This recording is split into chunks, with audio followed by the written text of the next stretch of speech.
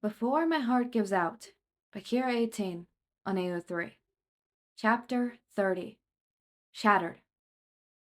The air felt so brittle with tension it could snap, and if it doesn't, he would.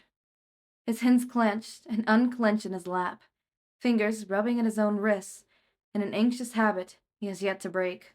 Sweat was gathering in his palms. The smell of caramel and nitroglycerin probably surrounded him like a thick cloud. He couldn't get himself to care. He wanted to let go, let fire ignite his skin, explode the world all to hell. Maybe then he would feel something. Maybe then he would feel like himself again. Bakugo always hated funerals. Hated the poulterers and the well-wishes. He looks around him, and all he sees are strangers. Citizens from all over the country had come, intent on showing respect to the fallen vigilante, the hero in all but legality. There's a sole candle, held tightly in their individual grasp, lit in silent veil and respect. He could recognize a few faces. The detective from the USJ in the mall incident, the owner of the store he kept visiting for a while, if only to get a glimpse of the boy he had lost all those years ago, and lost again now. Ingenium's expression stands out to him. His features are controlled, with something painfully familiar. He's seen it many times. In the mirror, after all. The grief, the guilt, the pain. The hero is huddled next to the detective and another man. The stranger is wearing a white coat. He doesn't look like any hero Katsuki has seen before. The trio stands there, solemn and silent, as they watch the service unfold. A lot of pro heroes were amongst the presents too, all gathered to witness the awards ceremony. The nerd would have loved it. He was sure.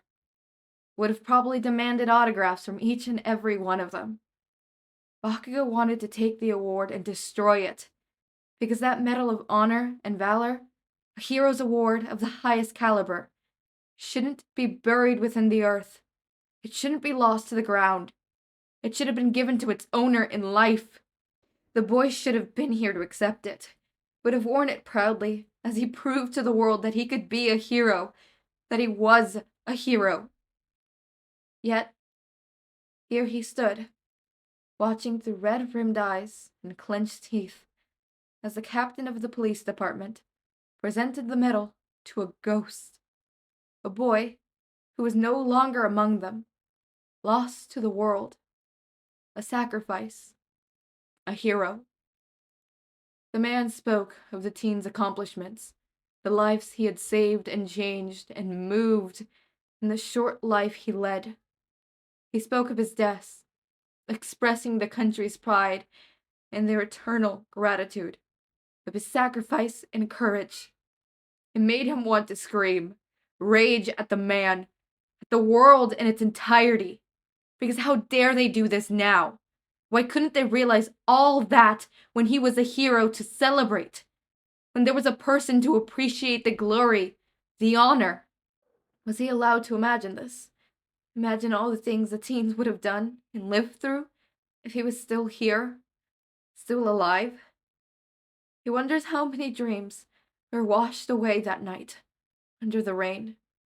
Wonders if the boy ever imagined a future for himself when it was always destined to expire early. How many things had he imagined and dreamed? Things that would never see the light of day.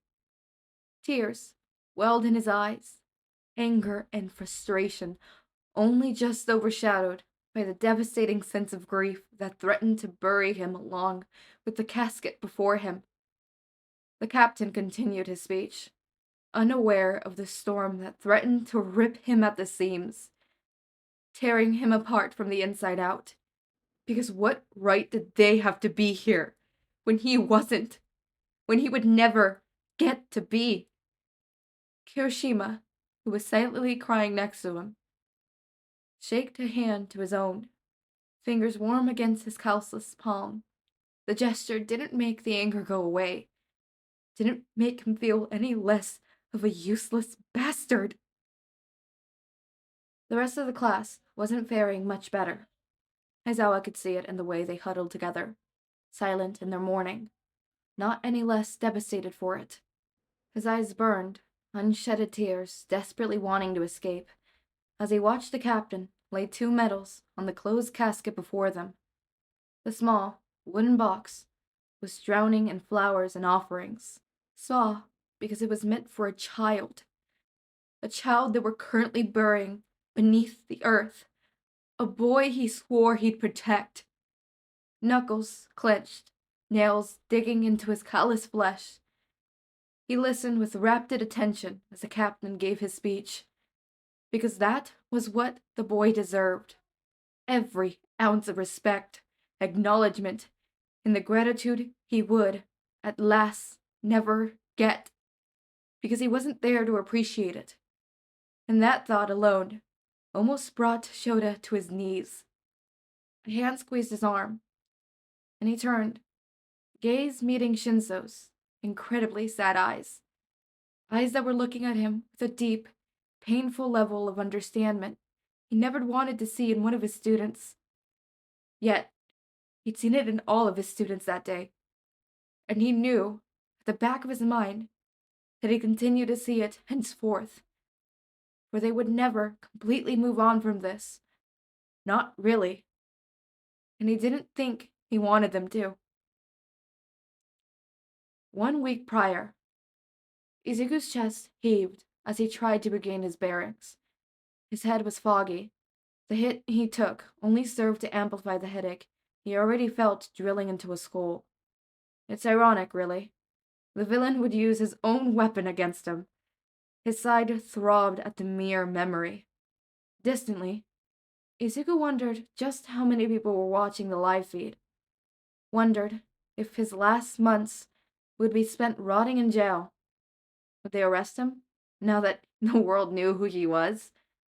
His spiraling thoughts were cut off as Shigaraki procured a small object from his pocket. Dread, heavy and hot, pooled in his stomach, and knew as the villain pressed a button adorning the device. Immediately, a whirlwind sound filtered his ears, as if a mechanism had been triggered. Closing his eyes, he focused his senses, instantly finding the source.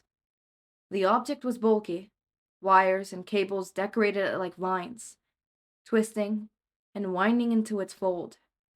Energy seemed to circulate within it, burning hot and sluggish, as it spread through the wires and its core. It felt wrong to his senses. The energy was unlike the usual electricity and power he perceived within the walls and the building. It could only be described as alive and unstable, like a volcano bubbling and boiling, buzzing with life, a beehive in constant motion, at risk of erupting at any moment. The reality of the situation washed over him like icy water, drawn from a frozen lake.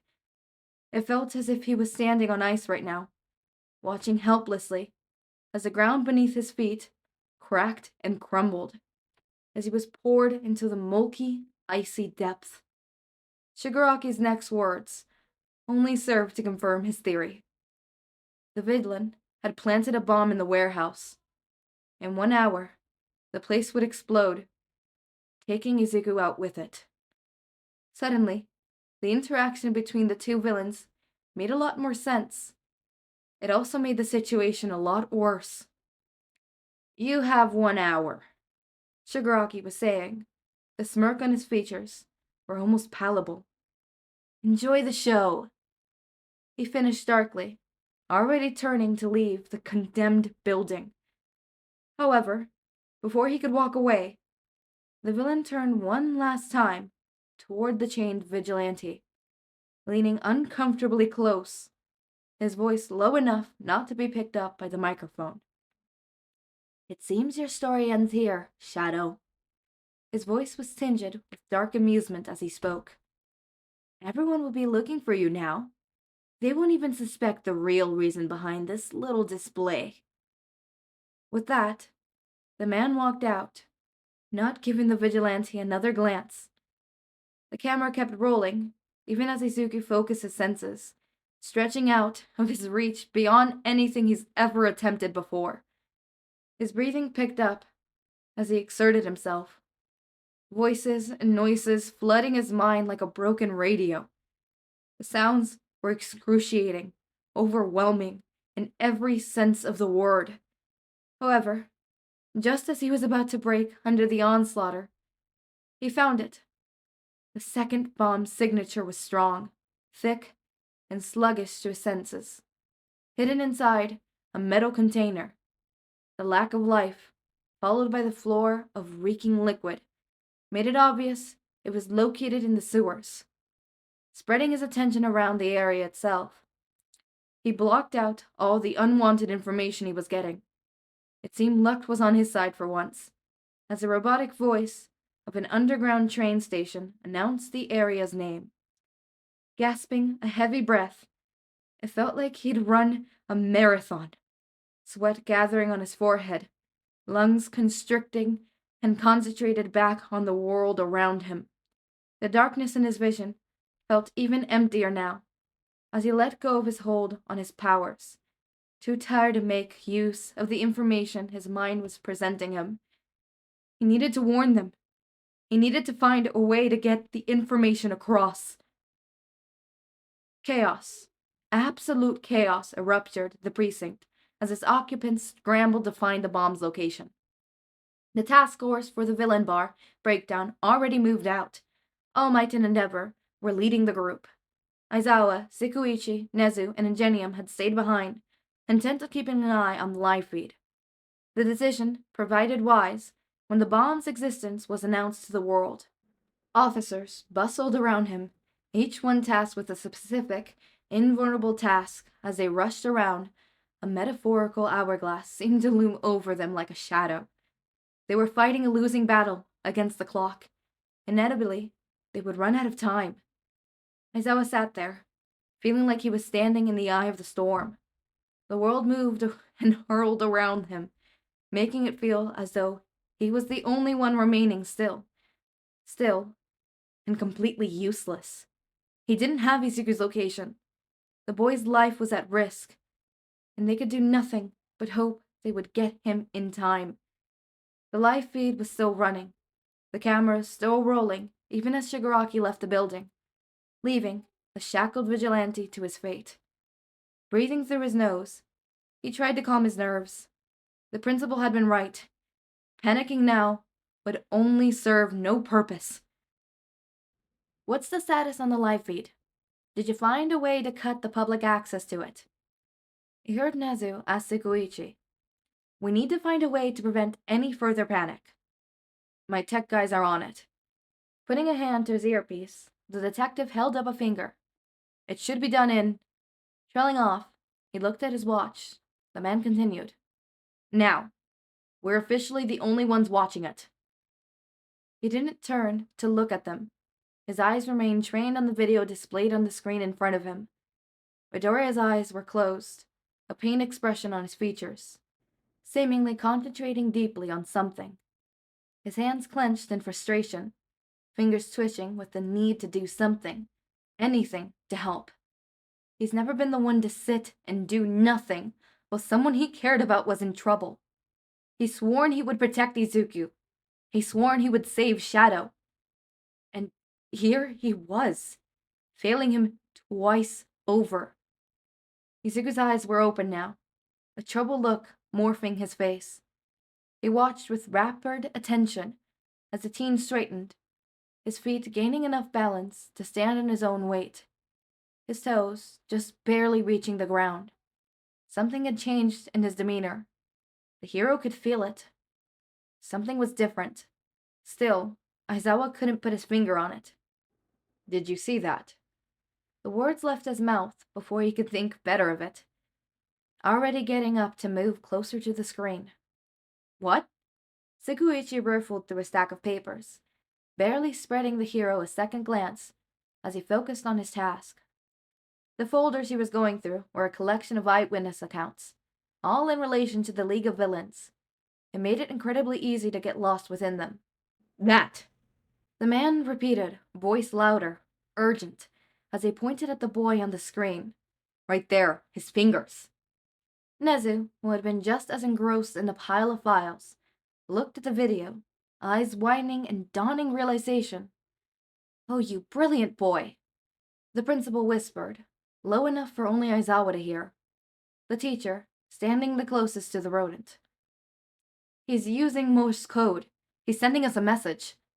Tensei, who had been going through multiple news articles online, spoke up, walking up to stand next to the underground hero. Quick, someone write it down. They all collectively looked back at the live feed, focus zeroing in on the rhythm tapping of the boy's fingers against the chain, shackling him to the ceiling. He was repeating the same pattern over and over. Huffing, as no one immediately moved, Aizawa hurriedly snatched a paper off of the ever-growing pile on the conference table. 2 taps in quick succession, followed by 3 harder, slightly drawn-out taps. He's repeating the number 2. Ignoring his rising confusion, he focused on the second part of the pattern. 1 long knock, followed by 3 rapid taps, and so on. B-O-M. His voice trailed off, cold, heavy realization washing over him. That can't be right. Looking back at the screen, the rhythm remained the same. His translation wasn't wrong. There's another bomb. His statement met heavy silence, as each took a moment to assess the newfound information. It felt as though a rock had lodged itself into his chest, grinding at his lungs and restricting his breath. The situation just kept getting worse. Look, the rhythm changed.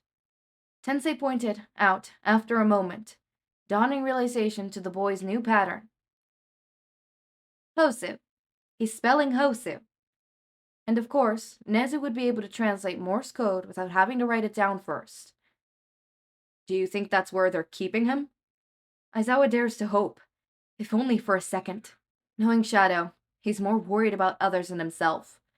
Tsukauchi ran a hand through his disheveled hair, tousling them even more.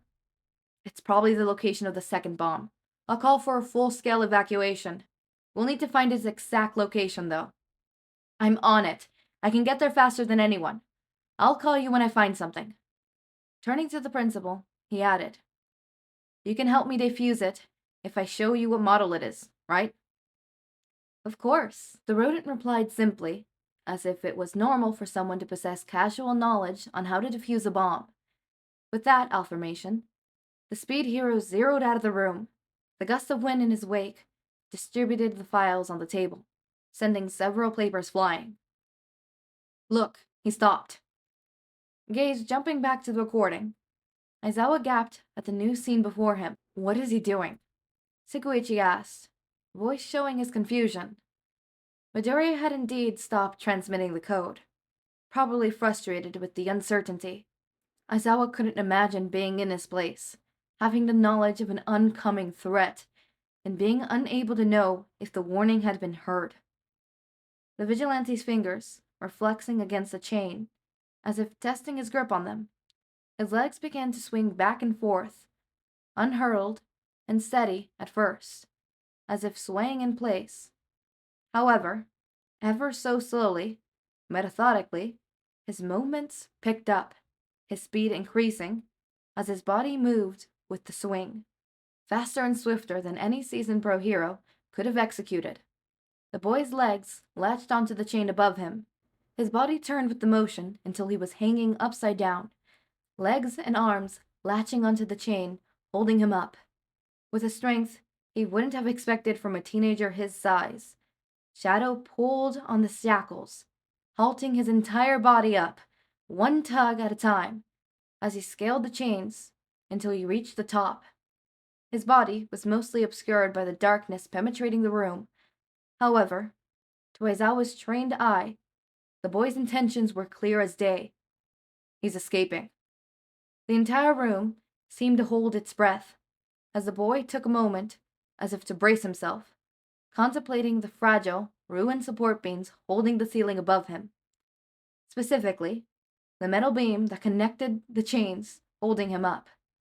With one last audible intake of breath, the vigilante let go, his body plummeting to the ground. Back first, as the length of the chain dropped down.